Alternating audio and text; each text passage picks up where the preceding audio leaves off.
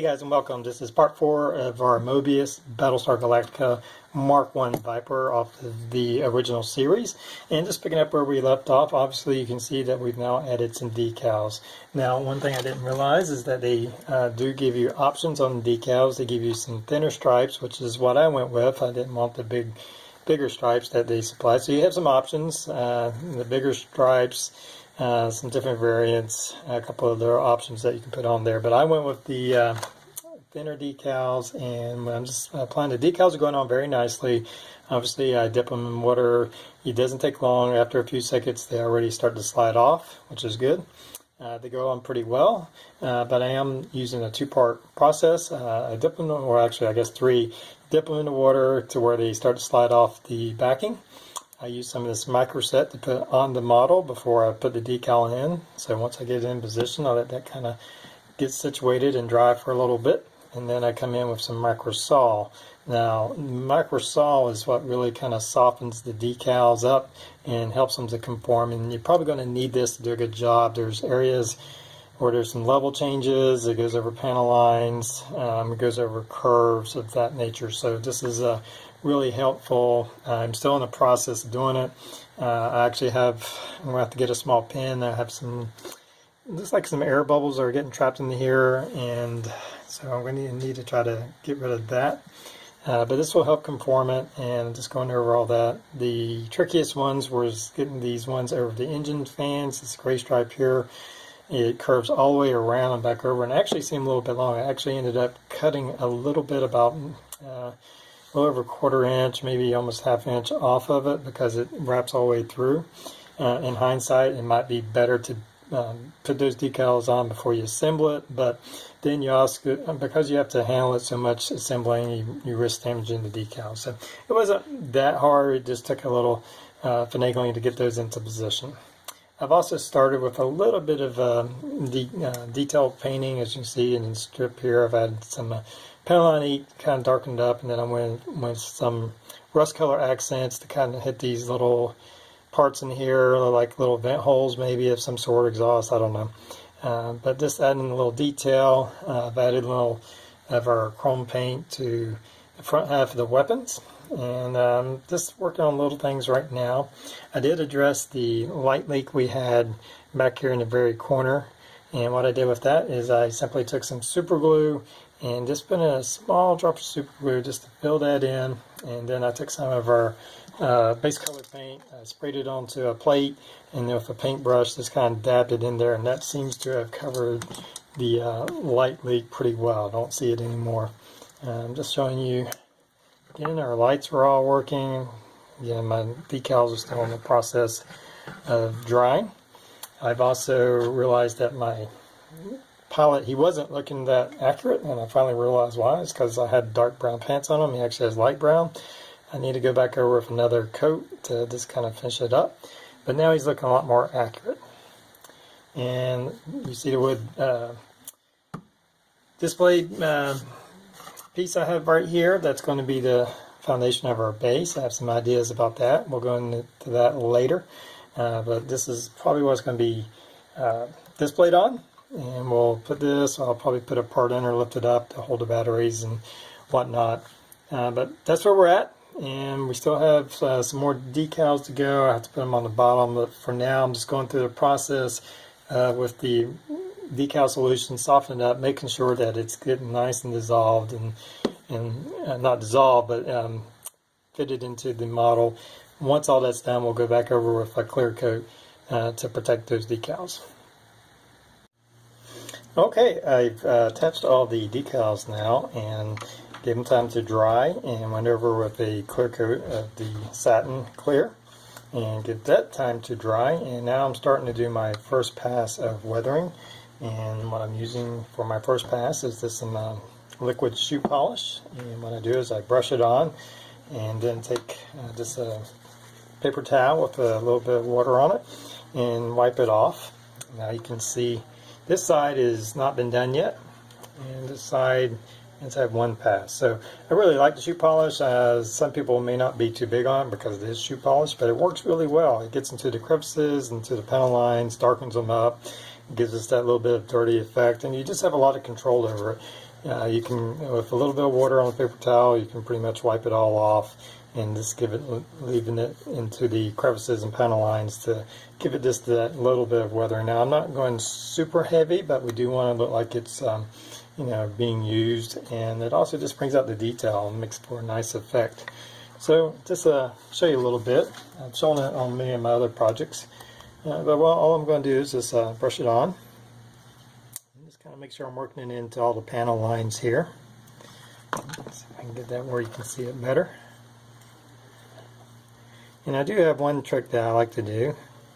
Once I get it kind of all in here, we're just going to do this wing. And again, I'm just trying to work it into all these panel lines right here, because that's what I want. And we'll get a little bit in there.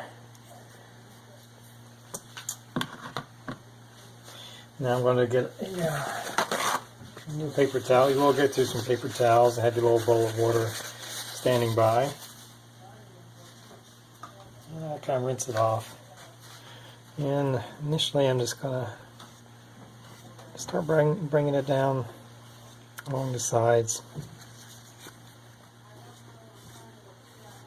Now, what I said earlier, I do like to go in a motion in a way that the vehicle will be traveling. So I bring it back, I start from the front and bring it back. So we're going to have these slight lines and discolorization. So we want to look like this. What is left behind as far as the shoe polish is going to have that kind of sweeping motion over.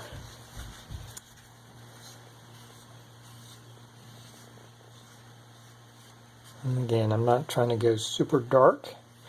Basically just trying to get in the panel lines and leave just a few little streaks in it. I'm okay with the streaks because that's what you would see in a normal vehicle that flies through atmosphere and through stuff. And so we'll get some streaks in there. And that's all we're going to do. And again, this is just our first pass. And the main purpose of this is to darken up our panel lines, get in here, and get a little bit of wear and tear, get a little bit of discolorization into the vehicle itself. So I'm going to finish working on this part, and from there, once I get over that, we'll start working in with pastels and stuff of that nature. Alright, so we've gone through our first round of weathering with the shoe polish, and things turned out really nice and sealed over. If you look closely, I don't think I've covered this yet, but there are some chipping effects on the decals, and I'm just going to show you real quick how I achieved that. And we'll just work on the bottom. I haven't done that yet. I'll set this down, and simply all we're going to do is we're going to take some of our base coat, and I'm going to spray it on to, right now I'm just going to put on this little aluminum foil, but any kind of surface will do. I'm going to spray a little bit on there, and then I'm going to take a spongy material, and we're going to dab it on there.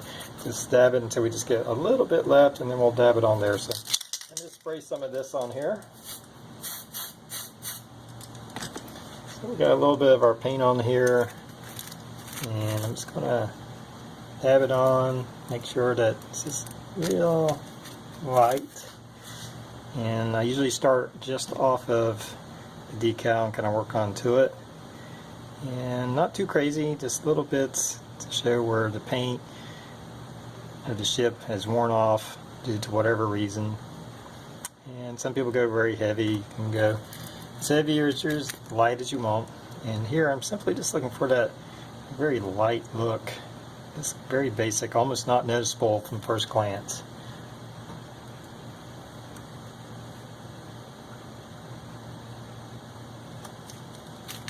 And that's my way of doing chipping effects.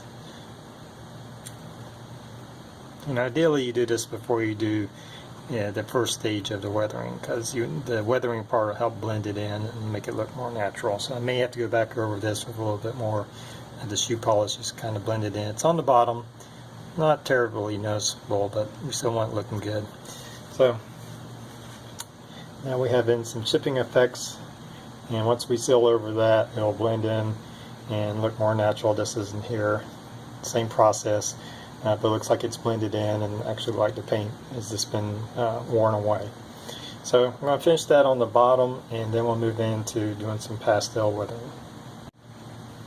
Alright, I finished up with my chipping effects, and now we're moving into doing some, I call them pastels.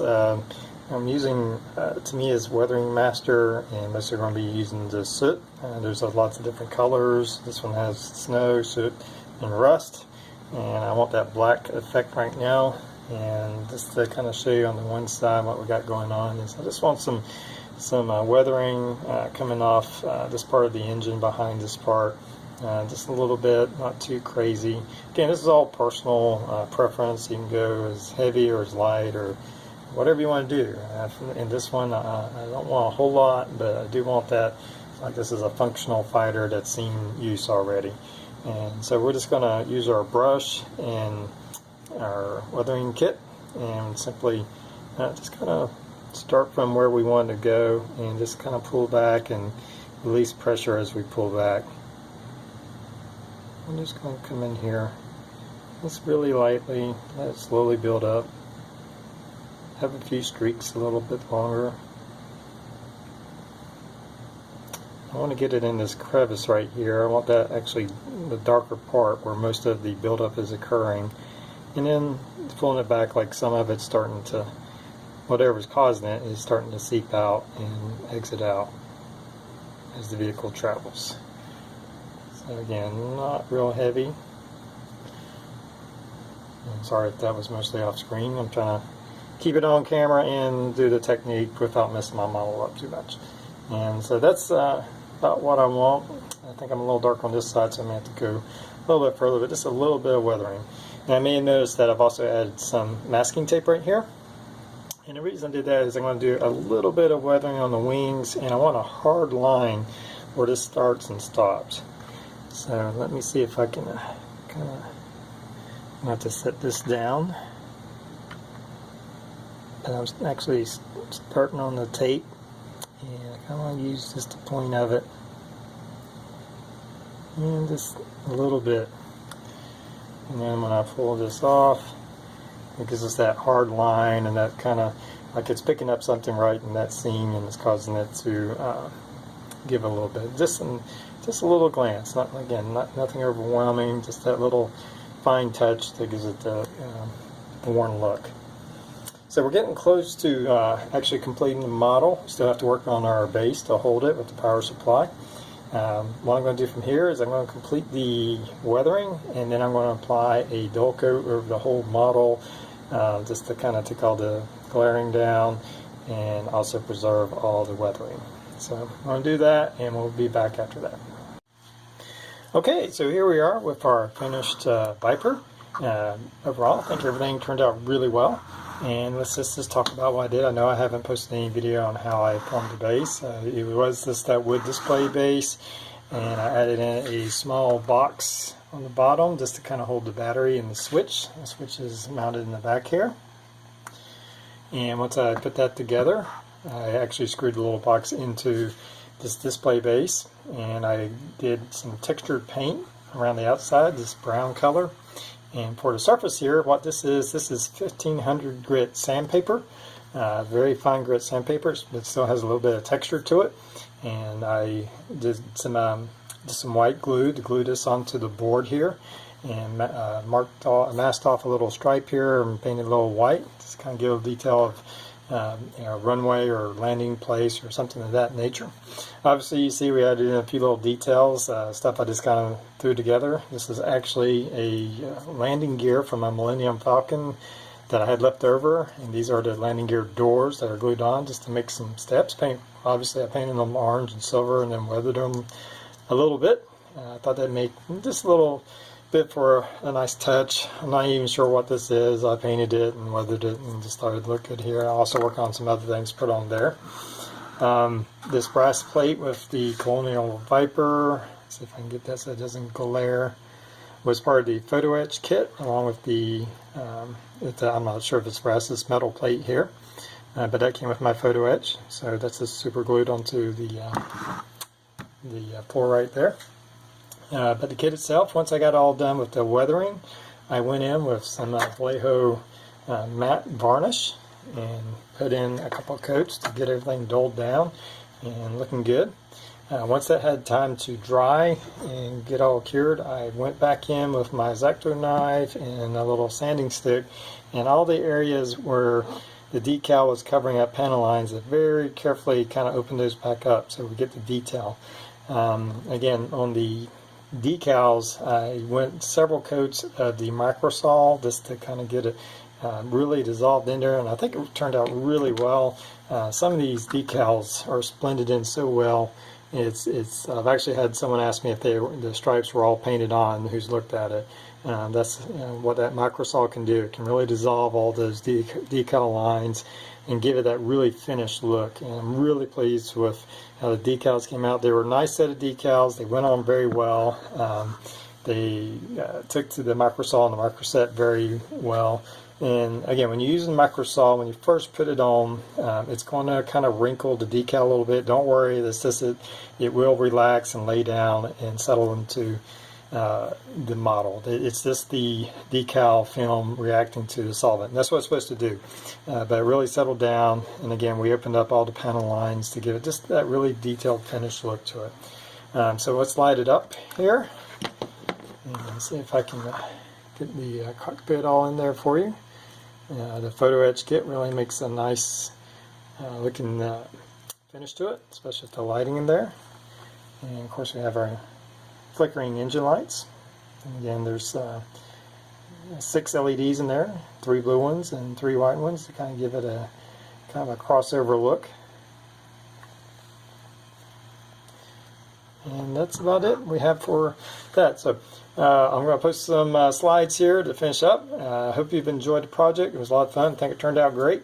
If you have any questions, just leave it in the comments. You can also look me up on Facebook. It's Eagle Ferrell, F-E-R-R-E-L-L is my Facebook site. Look me up there. Send me a friend request if you'd like, and any request. Anyway, thanks for viewing, and until next time, everybody have a good one.